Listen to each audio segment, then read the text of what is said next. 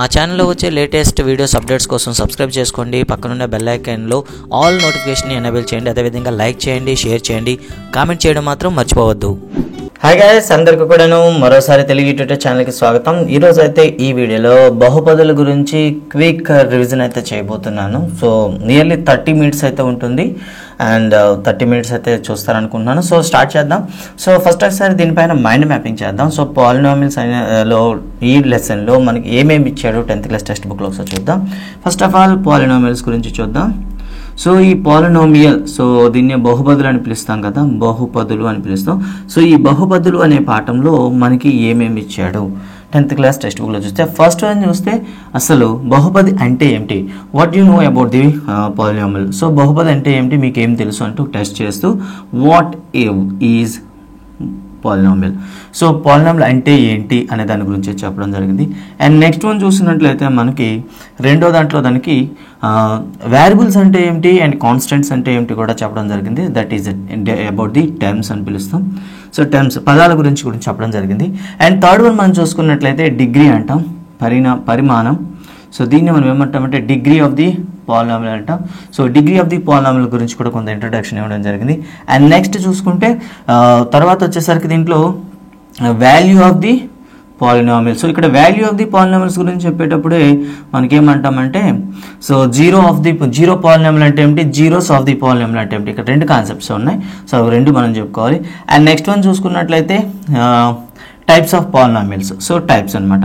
So polynomials types చేసేటప్పుడు according to the terms, based on the టర్మ్స్ని మనం ఎన్ని రకాలుగా చెప్తాం, అండ్ అకార్డింగ్ టు ది డిగ్రీని బేస్ చేసుకుని మళ్ళీ చెప్పాల్సి ఉంటుంది అనమాట. టర్మ్స్ ఆధారంగా చేసుకుంటే అంటే పదాల సంఖ్యను తీసుకుంటే ఫస్ట్ ఆఫ్ ఆల్ ఏమంటామంటే మోనోమియల్ అంటాం. సో నెక్స్ట్ వన్ వచ్చి బైనోమియల్ అని పిలుస్తాం. అండ్ థర్డ్ వచ్చేసి ట్రైనోమియల్ అని పిలుస్తాం. అండ్ నెక్స్ట్ వచ్చి పాలినోమియల్ అని పిలుస్తాం. అండ్ అకార్డింగ్ టు డిగ్రీ చూసుకున్నట్లయితే లీనియర్ ఈక్వేషన్ అంటాం, linear. And next one quadratic linear polynomial అంటాం. నెక్స్ట్ వన్ క్వాడ్రాటిక్ పాలినామియల్ అని పిలుస్తాం. అండ్ నెక్స్ట్ వన్ వచ్చేసరికి క్యూబిక్ పాలినామియల్ అంటాం. అండ్ నెక్స్ట్ వన్కి వచ్చేసరికి మనకి ఏమని పిలుస్తామంటే బైక్వాడ్రిక్ అని పిలుస్తాం. సో బైక్వాడ్రిక్, ఓకే, బైక్వాడ్రిక్ అని పిలుస్తాం. సో ఇవి మనకు ఉండేటటువంటి టైప్స్ ఆఫ్ పాలినామియల్ అనమాట. Okay, so first of all చూడండి, types of polynomials and 2 types ఉంటాయి. ఒకటి టర్మ్స్ని బేస్ చేసుకొని, రెండు డిగ్రీని బేస్ చేసుకొని. అండ్ ఫస్ట్ వన్ అయితే polynomial, second one terms, and third one degree, fourth one value, and fifth one types of the polynomial. ఇంకా మనం చూసుకున్నట్లయితే నెక్స్ట్ కాన్సెప్ట్లో మనకి ఏముంటుందంటే వాల్యూ ఆఫ్ ది పాలినామియల్స్లో మనకి జీరో ఫైండ్ అవుట్ చేయడం ఉంటుంది అనమాట. జీరోస్ ఆఫ్ ది పాలినామియల్ అని చెప్పుకుంటాం. అండ్ నెక్స్ట్ వచ్చేసరికి గ్రాఫ్.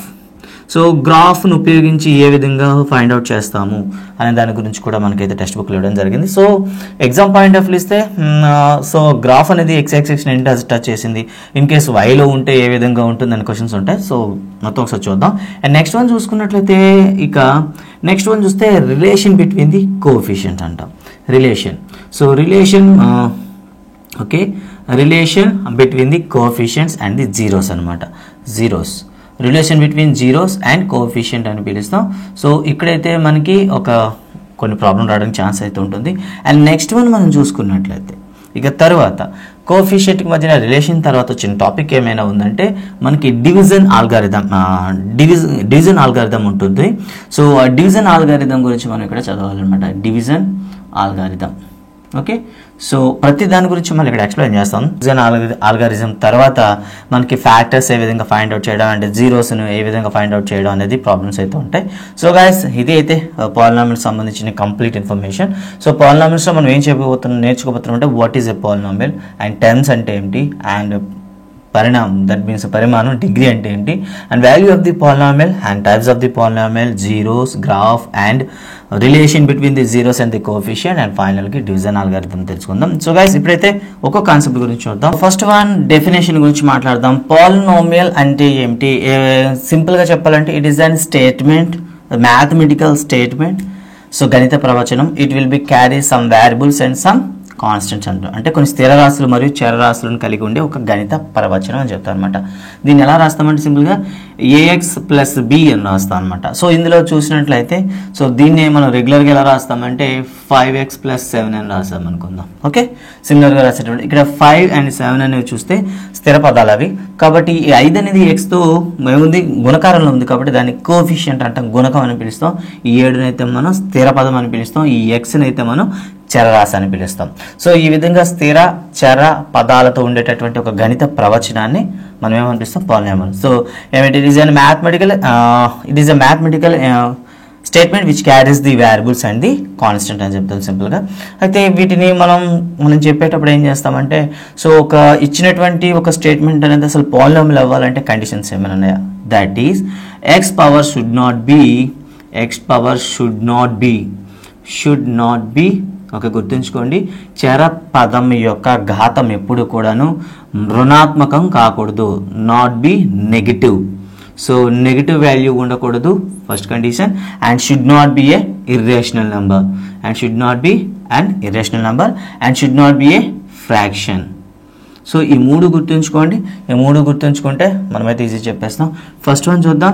సో నెగిటివ్ వాల్యూ ఉండకూడదు అంటే that means x power should not be 5. That means అంటే మనకి 1/x⁵ అని కదా, అంటే ఈ వాల్యుబుల్స్ ఏదైతే ఉందో అది డినామినేటర్లో ఉండకూడదు. నెక్స్ట్ వన్, దాని యొక్క పవర్ ఎప్పుడు కూడా ఏమి ఉండకూడదు, ఇర్రేషనల్ నెంబర్ ఉండకూడదు, second one.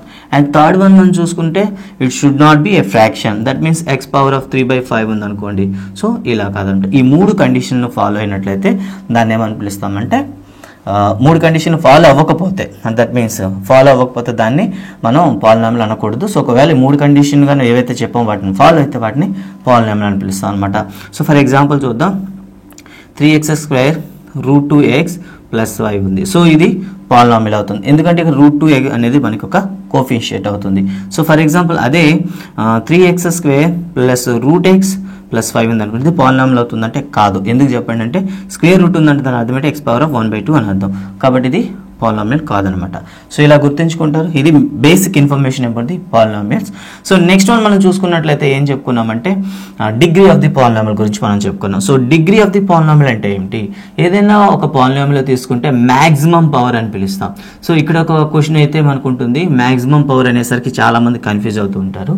So one variable ఉండేటప్పుడు ఎలా చేయాలి, మోర్ దాన్ 1 ఉంటే ఎలా చేయాలి చూద్దాం. ఫస్ట్ ఎగ్జామ్ చూడండి. ax⁵5 + bx⁴ + cx³ + d ఉందనుకోండి. ఇందులో మ్యాక్సిమం ఎక్స్పోనెంట్ ఏదవుతుంది చెప్పండి, మీరైతే ఈజీగా గుర్తుంచగలరు, దిస్ ఈజ్ అని చెప్తారు. దట్ మీన్స్ ఇక్కడ దీని యొక్క డిగ్రీ ఏమవుతుంది, 5 అవుతుంది అనమాట. ఫర్ ఎగ్జాంపుల్ p(y) అనేది ఇంకోటి రాశాను. సో y⁴6 + 5 y⁴10 + 6y⁴3 అని రాసాం అనుకోండి.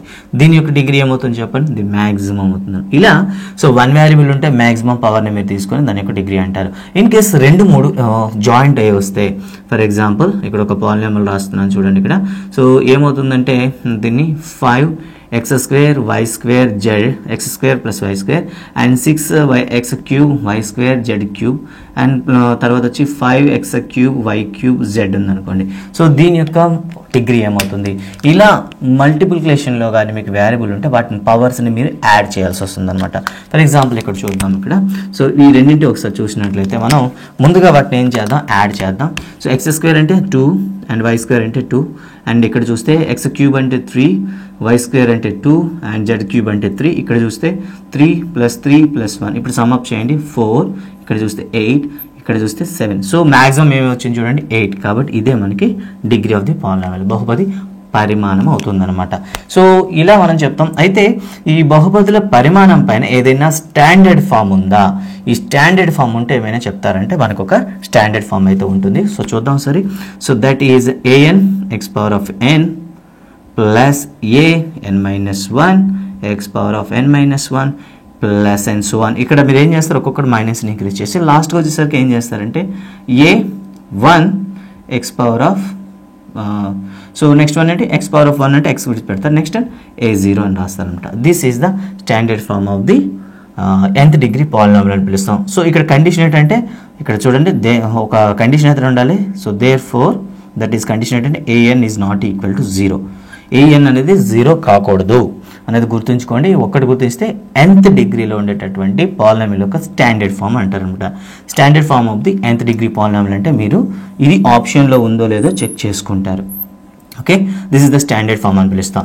ఓకే, నెక్స్ట్ వన్ మనం చూస్తే టైప్స్ ఆఫ్ పాలినామియల్స్కి వద్దాం. సో పాలినామియల్స్లో మనకి ఒకే ఒక టర్మ్ ఉందనుకోండి, దాన్ని ఏమని పిలుస్తాం, దాన్ని మోనోమియల్ అని పిలుస్తాం. ఫర్ ఎగ్జాంపుల్ 5x³ రాశారనుకోండి, దీంట్లో ఒక టర్మే ఉంది, this is only one term. So దీన్ని ఏమని పిలుస్తాం? మోనోమియల్ అని పిలుస్తాం. ఫర్ ఎగ్జాంపుల్ x+5 ఉందనుకోండి, దీంట్లో ఎన్ని టర్మ్స్ ఉన్నాయి చూడండి. సో ఇక్కడ చూడండి 5x³ x+కి తేడా ఏంటి సార్ అంటే ప్లస్ కానీ మైనస్ కానీ మధ్యలో ఉంటే వాటిని విడివిడిగా మీరు కౌంట్ చేయాలి. We have to count the individually. Okay, x5. So 2 terms ఉన్నాయి కాబట్టి దీన్ని ఏమని పిలుస్తాం? బైనోమియల్ అని పిలుస్తాం. ఓకే, అండ్ నెక్స్ట్ వన్ చూద్దాం. This is binomial. And in case 3 ఉన్నాయి, that is x³ for example x² + 5x + 3 ఉందనుకోండి. ఇక్కడ ఎన్ని ఉన్నాయి లెక్క పెట్టండి, 3 ఉన్నాయి. 3 ఉంటే దాన్ని ఏమంటే ట్రైనోమియల్ అని పిలుస్తారు. సో మ్యాక్సిమం ప్రతిదీ అండ్ నెక్స్ట్ దాన్ని ఇంకొకటి ఇంక్రీజ్ చేస్తారనుకోండి, దాన్ని పాలినామియల్ వచ్చు. So everything also we called as a polynomial. ఇక్కడ ఉన్న అన్నింటి కూడా పాలినామియల్ అని పిలుస్తాం. పర్టికులర్గా అందులో పదాల సంఖ్యను ఆధారంగా చెప్పండి అంటే ఇది ఏకపది, ఇది ద్విపది, ఇది త్రిపది అని చెప్తాం అనమాట. మోనోమియల్, బైనోమియల్, ట్రైనోమియల్ అని పిలుస్తాం. సో అన్ని కూడా ఏమవుతాయి? పాలినామియల్స్ అవుతాయి అనమాట. ఇది పాలినామియల్ సంబంధించిన బేసిక్ అనమాట. సో టర్మ్స్ అయితే ఇలా చెప్పారు. ఫర్ ఎగ్జాంపుల్ డిగ్రీ తీసుకుంటే, ఫర్ ఎగ్జాంపుల్ ఇక్కడ చూడండి 5x² + 3x + 5 ఉంది, అలాగే 6x - 5 ఉంది. ఇక్కడ రెండు మీకు ఏం రాశాను? పాలినామియల్స్ అయితే రాశాను అనమాట. ఫర్ ఎగ్జాంపుల్ మొదటి పాలినామియల్ చూసుకుంటే దీని డిగ్రీ ఏమవుతుంది? మీకు 2 అవుతుంది. కాబట్టి దీన్ని ఏమని పిలుస్తాం? అదేవిధంగా దీంట్లో చూస్తే మనకి డిగ్రీ 1 ఉంది. అదేవిధంగా మరొకటి రాస్తాం చూడండి, 5x³ + 6x² - 2x + 3 అని రాశాను. ఇందులో డిగ్రీ ఏమవుతుంది? 3 అవుతుంది. అలాగే మరొకటి రాస్తాను, x⁴ + 5x³ - 6x² + 2x - 6. ఇక్కడ మరో పాలినామియల్ అయితే రాశాను. ఈ డిగ్రీస్ని కంపేర్ చేయండి ఒకసారి. సో దీని డిగ్రీ 2 కాబట్టి దీన్ని క్వాడ్రాటిక్ పాలినామియల్ అంటారు, వర్గ బహుపది అని పిలుస్తారు. దీని డిగ్రీ 1 ఉంది కాబట్టి దాన్ని రేఖీయ బహుపది, లీనియర్ పాలినామియల్ అని పిలుస్తారు. ఇక్కడ డిగ్రీ 3 ఉంది కాబట్టి దీన్ని క్యూబిక్ పాలినామియల్ అని పిలుస్తాం. దీన్ని ఏమంటే ఘన బహుపది అంటాం. దీన్ని ఏమని చూడండి, దీని డిగ్రీ 4 కాబట్టి దీన్ని బైక్వాడ్రటిక్ పాలినామియల్ అని అనొచ్చు, లేదా 4th డిగ్రీ పాలినామియల్ అని అనొచ్చు. మనమైతే 4వ పరిమాణ బహుపది అని పిలుస్తాం అనమాట తెలుగులో అయితే. ఇవి మనకి టైప్స్ ఆఫ్ పాలినామియల్స్ గురించి మాట్లాడుకున్నాం. ఇక తర్వాత మనం చూసుకున్నట్లయితే గ్రాఫ్ పైన రిప్రజెంటింగ్ ఏంటి. సో గ్రాఫ్ గురించి మనం చెప్పుకునేటప్పుడు ముందుగా వీటి యొక్క విలువల గురించి ఒకసారి మాట్లాడుకుందాం. ఒక బహుపది యొక్క విలువని ఏ విధంగా మనం లెక్కిస్తాము?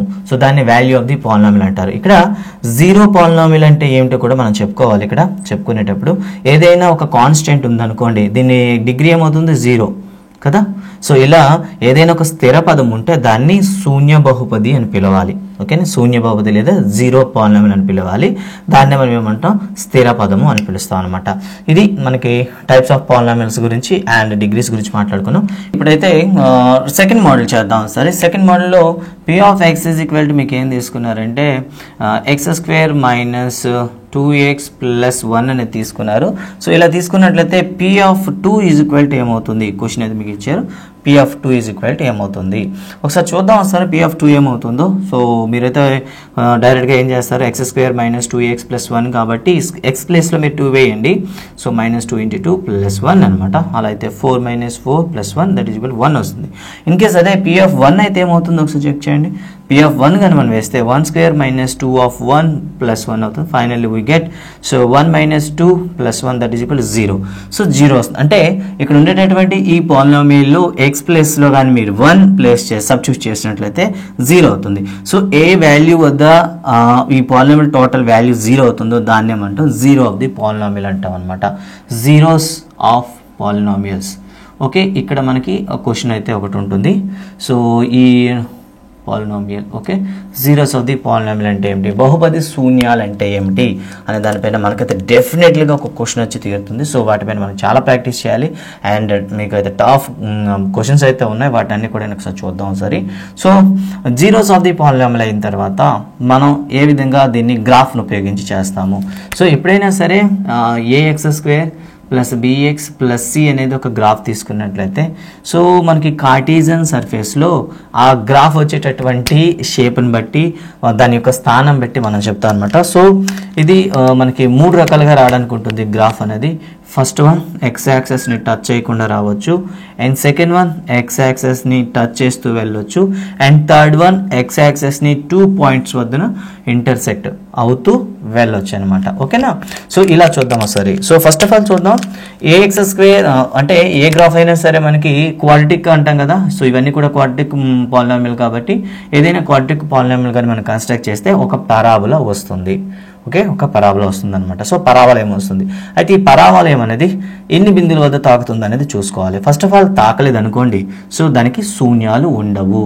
దాన్ని ఏమంటారు, దాన్ని వాస్తవ శూన్యాలు ఉండవు అని రాస్తారనమాట. వాస్తవ శూన్యాలు ఉండవు. సో దీనికైతే సో ఎగ్జాక్ట్లీ ఎక్స్ యాక్సెస్ని ఒకే ఒక పాయింట్ వద్ద టచ్ చేసింది అనుకుందాం. సో ఒకే ఒక పాయింట్ వద్ద చేస్తే దాన్ని ఏమంటారు, పెర్ఫెక్ట్ స్క్వేర్ అని పిలుస్తాం, ఖచ్చితమైన వర్గము అని పిలుస్తాం. పెర్ఫెక్ట్ స్క్వేర్ అనమాట, అది ఖచ్చితమైన వర్గం అని పిలుస్తాం. ఇన్ కేస్ ఎక్స్ యాక్సెస్ని 2 డిఫరెంట్ పాయింట్స్ వద్ద ఇంటర్సెక్ట్ అయింది అనుకోండి, దానికి 2 రియల్ జీరోస్ ఉంటాయి అనమాట. సో రియల్ జీరోస్ ఉంటాయి అండ్ 2 డిఫరెంట్గా ఉంటాయి అనమాట. సో ఇలా అయితే గ్రాఫ్. సో ఇన్ కేస్ అయితే ఒక పాలినామియల్ యొక్క డిగ్రీ తెలిసిన తర్వాత దానికి ఎన్ని జీరోస్ ఉంటే ఎలా చెప్తాము. సో దాని డిగ్రీకి ఎంత అయితే ఉంటుందో అన్ని జీరోస్ ఉంటాయని గుర్తుంచుకోండి. ఫర్ ఎగ్జాంపుల్ ఇక్కడ ఒక కార్టీజియన్ సర్ఫేస్లో ఒక కర్వ్ అనేది కన్స్ట్రక్ట్ చేస్తాం ఒక పాలినామియల్ బేస్ చేసుకొని. అది ఇలా టచ్ చేస్తూ వెళ్ళింది అనుకుందాం. ఓకే, ఇలా వెళ్ళింది. సో మొత్తం మీద ఇది ఎన్ని పాయింట్స్ వద్దన ఈ ఎక్స్ యాక్సిస్ని టచ్ చేసిందో కౌంట్ చేయండి.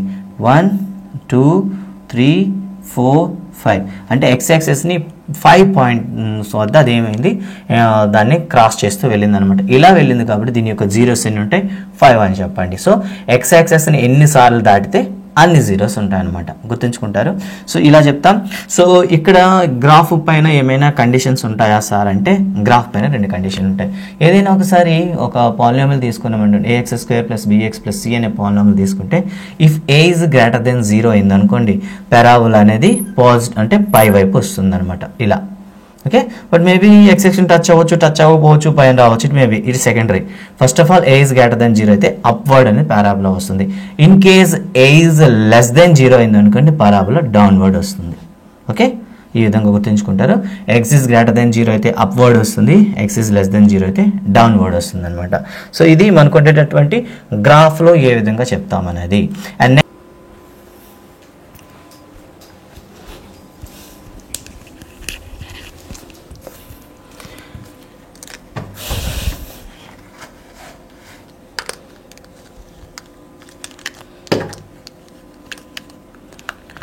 సో ఇప్పుడైతే మనం బహుపదిలో విలువ అంటే ఏమిటి, బహుపది యొక్క శూన్య విలువ అంటే ఏదో తెలుసుకుందాం ఒకసారి. ఇక్కడే మనకి శాస్త్ర సిద్ధాంతాన్ని కూడా ఉపయోగిస్తుంటాం అనమాట. For example P of X is equal to a x square plus b x plus C ఉందనుకోండి. సో ఇది ఒక వర్గ బహుపదిని తీసుకున్నాం. సో క్వాడ్రాటిక్ పాలినామియల్ తీసుకున్నాం. సో ఏ వాల్యూ వేస్తే, ఫర్ ఎగ్జాంపుల్ పి ఆఫ్ 2 వేసినప్పుడు దాని వాల్యూ ఎంత అవుతుంది, అదే పి ఆఫ్ 1 వేసేటప్పుడు దాని వాల్యూ ఎంత అవుతుందో దాన్ని ఫైండ్ అవుట్ చేస్తే దాన్ని మనం ఏమంటాం, వాల్యూ ఆఫ్ ది పాలినామియల్ అని పిలుస్తాం. So let us take a polynomial like as 3x square minus 6x plus 3 అని రాద్దాం. సో అలా రాసినట్లయితే దీని యొక్క వాల్యూ ఎంత అవుతుందో చూద్దాం. So P of 2 is equal to, so మీరు 2 వేస్తారు అండ్ 6 into 2 ప్లస్ 3 అని రాస్తారు. దీన్ని సింప్లిఫై చేస్తే మనకి 3 into 2 స్క్వేర్ అంటే 4 మైనస్ 6 into 2 12 అవుతుంది ప్లస్ 3 అనమాట. సో 12 మైనస్ 12 ప్లస్ 3 కాబట్టి మీకు ఏమొస్తుంది, 3 వస్తుంది. That means P of 2 is equal to మీకు 3 వచ్చింది అనమాట. సో ఇలా ఒక విలువ వేసేటప్పుడు ఏమవుతుందో చేయాలి. సో మీకైతే పి ఆఫ్ 1 అయితే ఏమవుతుందో చేయండి. క్వశ్చన్ నెంబర్ 1 ఇది. ఇక క్వశ్చన్స్ అనేవి వస్తాయి. సో క్వశ్చన్ నెంబర్ 1 ఆన్సర్ ఏమవుతుందో కింద 1 పెట్టేసి మీరైతే ఆన్సర్ చేస్తారు. అండ్ నెక్స్ట్ వన్ చూద్దాం. మనకి ఇక రెండవది, సో మనం డిస్క్రిమినెంట్ మెథడ్ విచక్షణ పద్ధతి ఏ విధంగా ఉపయోగిస్తామని చూద్దాం. సడన్గా మనకి జనరల్ ఫార్ములా రాసేటప్పుడు ఏం రాస్తాం, quadratic equation a x square plus b x plus c రాస్తాం.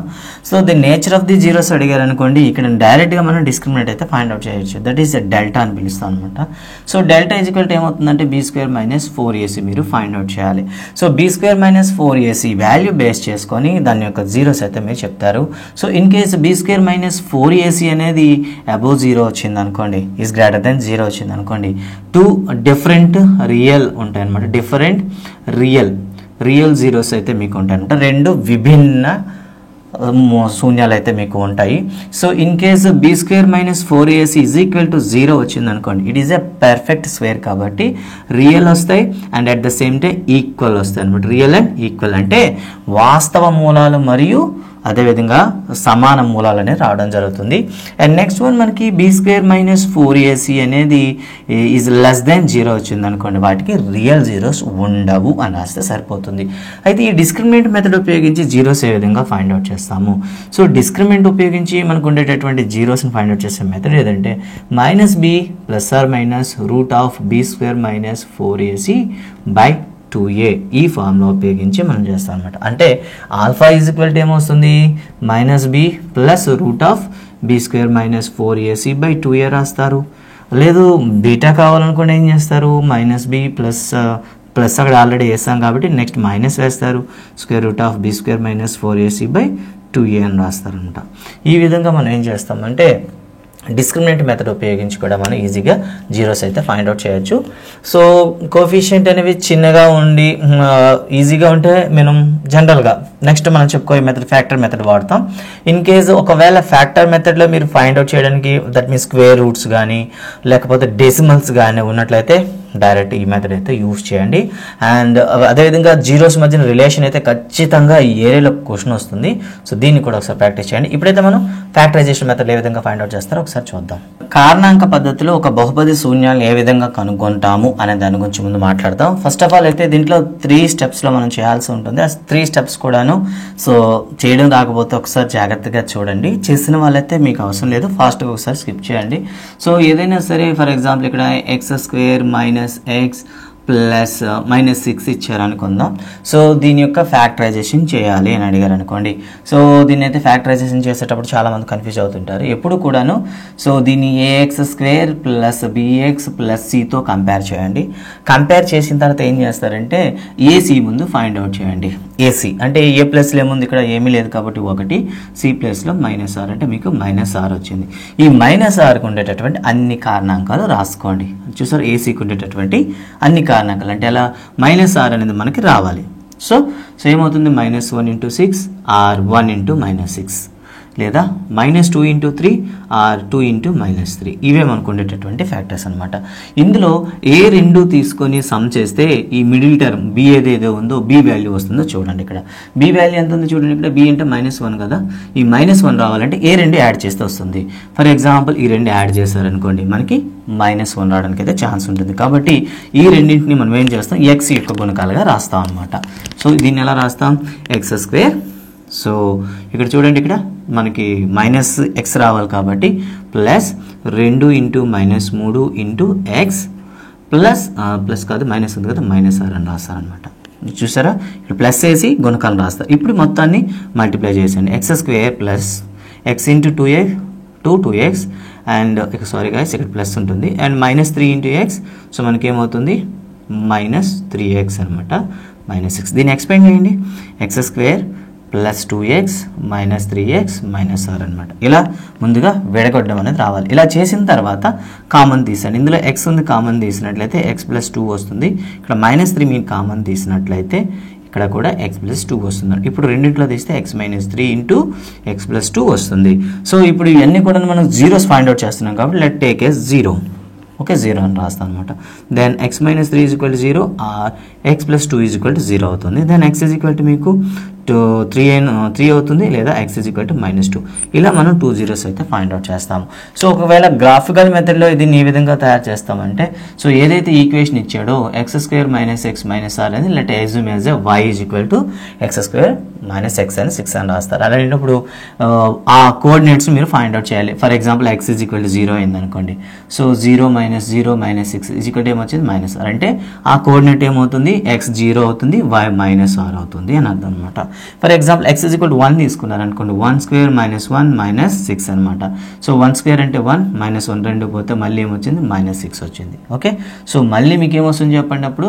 సో 1 తీసుకున్నారు కాబట్టి ఒకసారి చూడండి, 1² - 1 - 6 ఎస్. సో మళ్ళీ మనకి ఏమొచ్చింది చెప్పండి, 1 - 6 వచ్చింది అనమాట. ఇలా సో ఇలా మీరు ఏం చేస్తారంటే కోఆర్డినేట్స్ అనేవి ఒక అట్లీస్ట్ 4 or 5 ఫైండ్ అవుట్ చేసి డైరెక్ట్గా గ్రాఫ్ ప్లాట్ చేస్తాము. సో ఈ గ్రాఫ్ అనేది ఎక్స్ యాక్సెస్ని ఎన్ని పాయింట్స్ వద్ద టచ్ చేసిందో మనం చూసినట్లయితే ఆ పాయింట్స్ని మనం ఏమని చెప్తామంటే దాని యొక్క జీరోస్ అని చెప్తాం అనమాట.